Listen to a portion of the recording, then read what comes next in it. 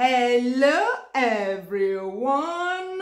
As promised, today I'll share the reasons why I rejected suitors in my 20s. I'll do that while also showing this special Nigerian meat pie filling that I made when we were in the village. I have several videos on my channel showing how I make Nigerian meat pie, including this filling, but this one is a filling with a difference. So I'm going to share the process while I give you the gist, the story, the gossip. Hey, my people like gossip. By suitors, I mean men that came to ask for my hand in marriage. Yes, where I come from, someone can straight up come and ask for your hand in marriage without dating, nada. Come to your father's house, meet you for the first time, and boom, marriage talks. This is usually because someone in their family knows someone in my family, or we come from the same village, or our parents knew each other, and so on. It's usually by recommendation, so these people are not complete strangers in that sense, you get? I'm grinding the beef with my trusty chopper. Links to all my kitchen equipment are always in the description box below the video. One thing to note, do not use the part of beef that has lots of tough, do I call them muscle fibers or what? Yeah, these tough white tissues, because they will be cut up in the blade like this. If you must use that part, make sure you cut the beef through and through, not with the white parts connected like this one. I mentioned this in my Go and Marry video, and some of you wanted to hear the lowdown. Here we go. Before we start, please note that for all my suitors, I rejected them for a combination of reasons, not just for one reason, okay? In no particular order. The first reason why I rejected a suitor was because the guy appeared too religious. I am not religious, not back then, not now. So I never wished for the so-called God-fearing man, in quote. I didn't want a prayer warrior either. No born-again Christians, pastor, no.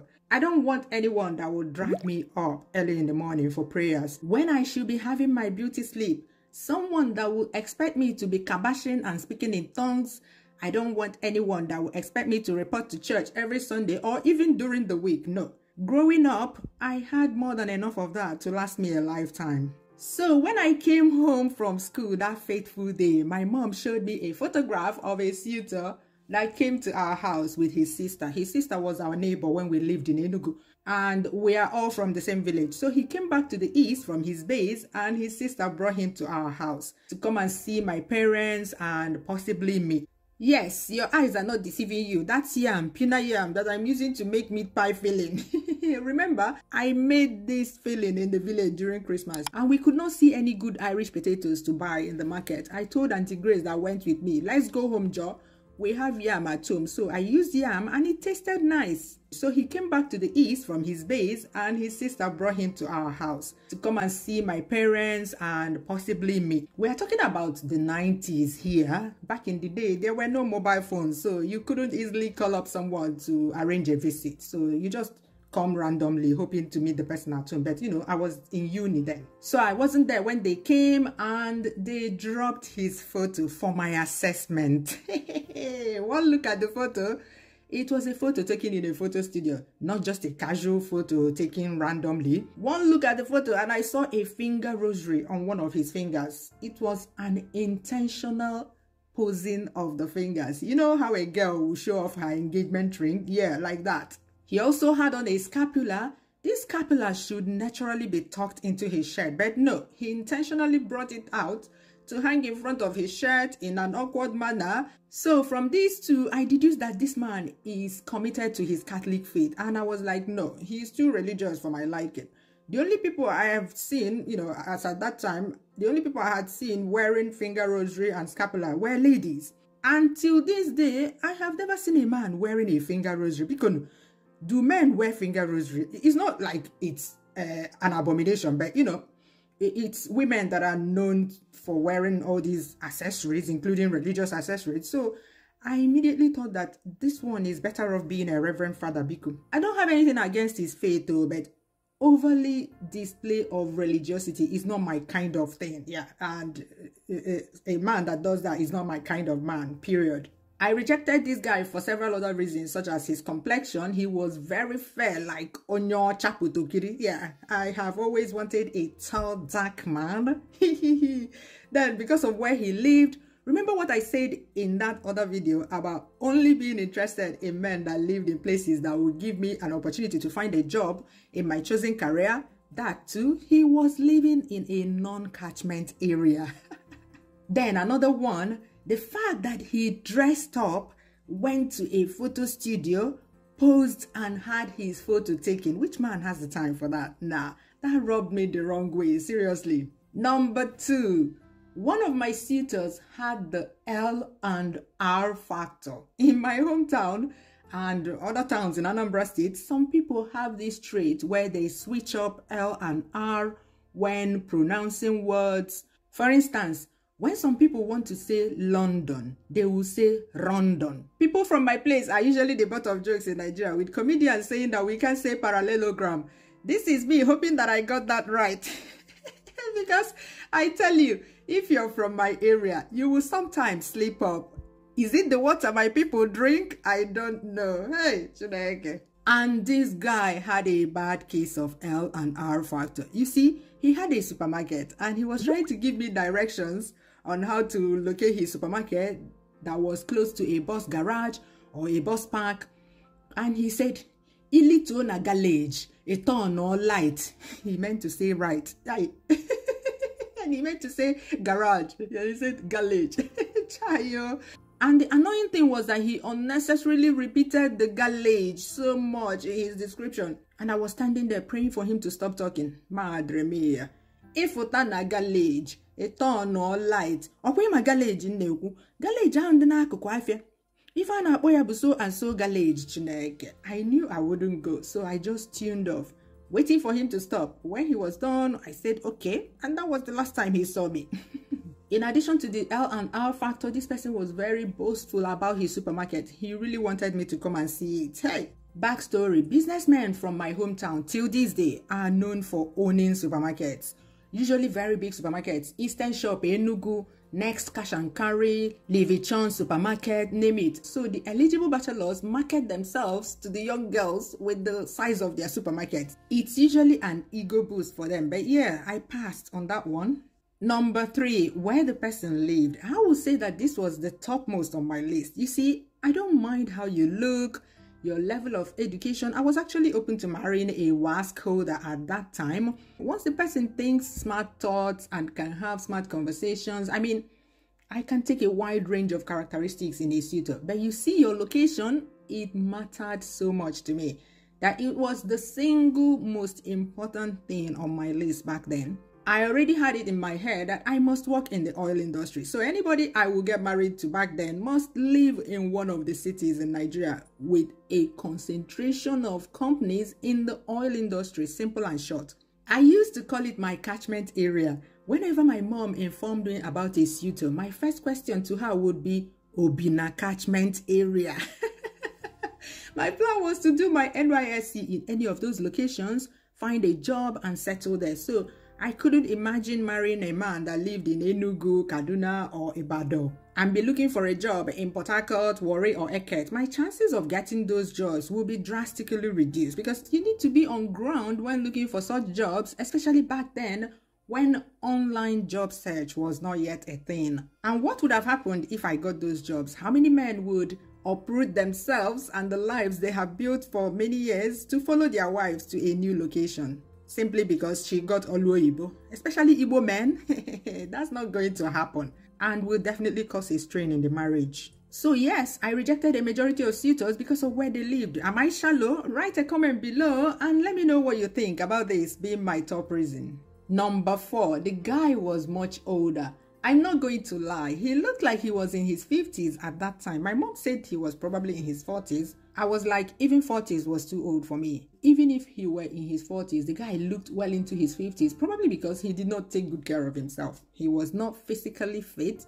He had a pot belly. His safari suit, which is what we know as Suitor these days, was ill-fitting. Everything about him screamed decades apart. We are not from the same generation at all, and I kept wondering the type of conversations we will be having as a couple. The few minutes of conversation I had with him was tough. I probably won't be able to joke with him in the marriage. In fact, the guy was in the age group I would add sir to when addressing. So I ran and threw away my license number. Yes, it was important that I married someone within my age group for a lot of reasons. Number 5, the guy was in the same field as I am, career-wise. This one pained me, because the guy was tall, dark and handsome, well-spoken, fit for the gods, man. This one came after I have gotten my oil exploration job and was located in the UK. If you watched my UK versus Spain video, you know the story about how I wanted to go back to Nigeria as soon as I landed in the UK. So at that point, I was actually open to moving back to Nigeria if I got married to someone in Nigeria. Crazy, yeah? Yes, Nigeria was not as bad as it is today, so it was actually plausible. I could also keep my same job and rotate offshore from Nigeria, especially as he lived in the city where the company I was working for back then had a presence. All I needed to do was ask for a transfer, but sadly, this guy was in the same profession as I am. He went offshore as well, not as frequent as I did back then, but enough for me to worry about it. So I asked him, who will raise and take care of our children when both of us go offshore? He did not have a good answer to that.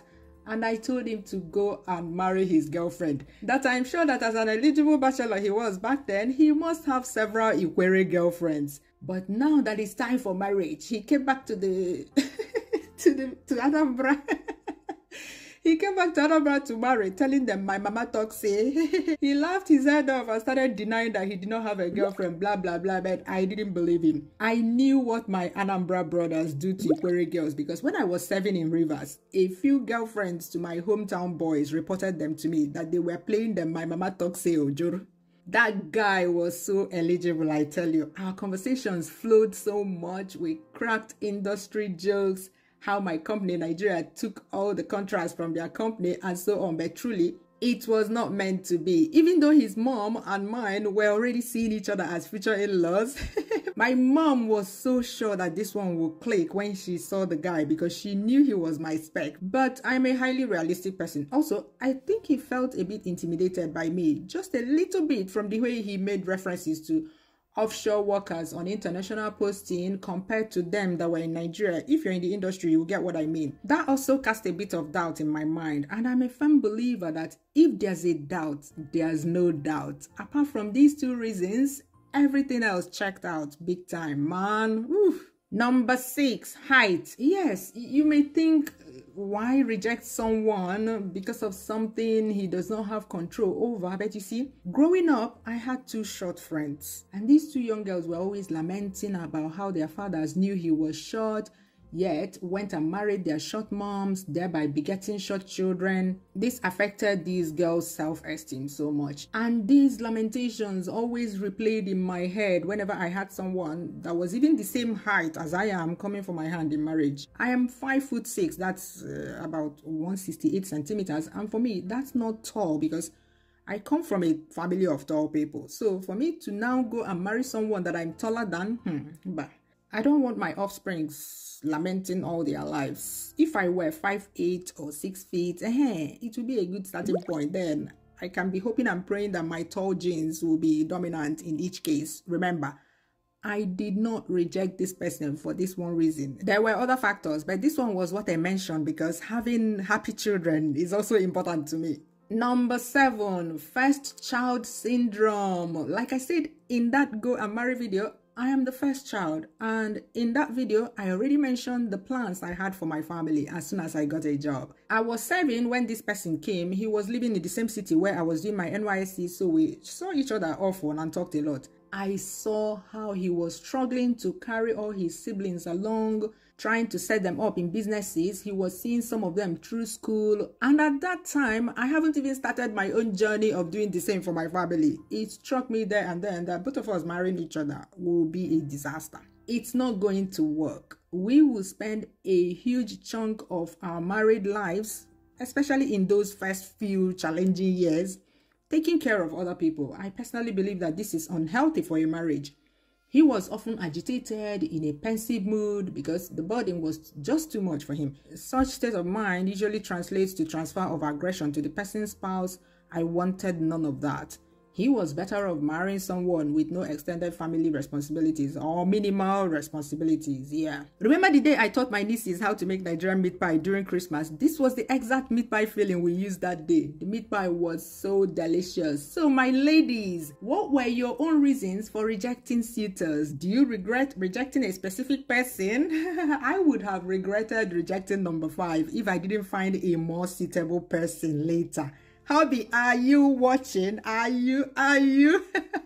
Click the like button if you enjoyed the video, especially this format, so I can repeat this kind of 2-in-1 story time cooking format in the future. And let me know which life story you want to hear from me. Bye bye. See you soon.